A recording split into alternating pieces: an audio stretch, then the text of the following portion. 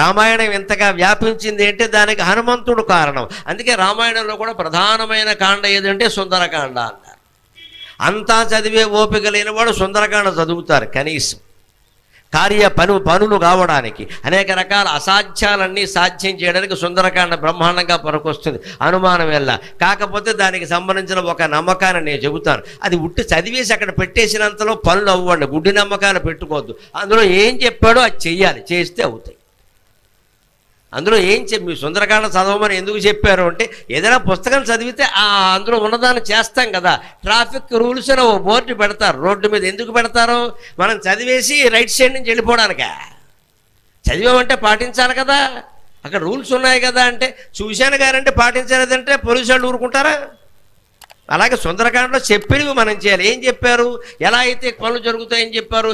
యశ్యత్వేతాని చత్వారి వానరేంద్ర యథాతవా వానరేంద్ర యథాతవా దృష్టికి దాక్ష్యం దృష్టిర్దాక్ష్యం తథా దీక్షం అన్నాడు. దృష్టి ముందు చూపు ఉండాలి, సమర్థత ఉండాలి, ధైర్యం ఉండాలి, సాహసం ఉండాలి. ఈ 4 ఉంటే పనులు అవుతాయని చెప్పాడు. కేవలం సుందరకాండ ఇలా చదివేగానే అయిపోతాయి అనుకోకూడదు. మనం ముందు చూపుతో చేయాలి. ఏ పని చేయాలి? సమర్థత, ఆరోగ్యాన్ని కాపాడుకోవాలి, మనస్సుని సమర్థంగా చూసుకోవాలి. అలాగ మనం ప్రయత్నం చేస్తే, ధైర్యం సాహసం చేస్తే ధృతిర్దృష్టిర్మతిర్దాక్ష్యం వానరేంద్ర యథాతవ ధృతిర్దృష్టిర్మతిర్దాక్ష్యం అన్నాడు.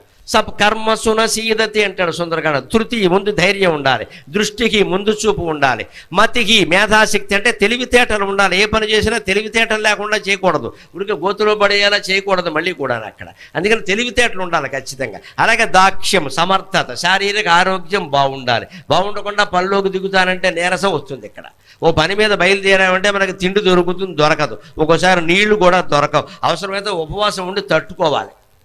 మన బతుకులు ఎలాంటివంటే 2 ఇడ్లీ మనకి ఎక్కువ, 1 ఇడ్లీ ఏమో తక్కువ. మనకు 1.5 పెట్టాలి. ఎవడైనా ఇక్కడ 1 పెడితే తక్కువ అంటాడు, 2 పెడితే ఎక్కువ అంటాడు. ఎంత పెట్టాలి నీకు?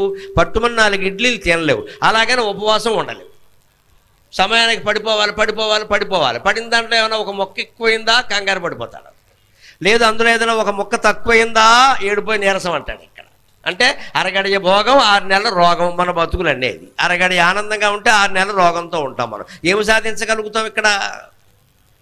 ఈ ముందు ఈ శారీరక అనారోగ్యాల్ని బలహీనతల్ని పోగొట్టుకొని 4 లక్షణాలు సంపాదించుకుంటే అన్ని పనులు అవుతాయి. అదే చెప్పారు సుందరకాండలో. ధృతికి దృష్టికి మతికి దాక్ష్యం. ఎవరికి ధృతి ధైర్యం ఉంటుందో, దృష్టికి ముందు చూపు ఉంటుందో, అలాగే మతికి తెలివితేటలు ఉంటాయో, దాక్ష్యం సమర్థత ఉంటుందో, స కర్మసు నసీదతి అతను ఏ పనిలోనూ కూడా దెబ్బతినడు. ఈ మాటలన్నీ కొన్ని 100 మాటలు సుందరకాండలో ఉన్నాయి. అందుకని సుందరకాండ చదివితే పని అవుతుందని చెప్పారు. అవ్వకపోవడం ఏంటి? ఖచ్చితంగా అవుతుంది.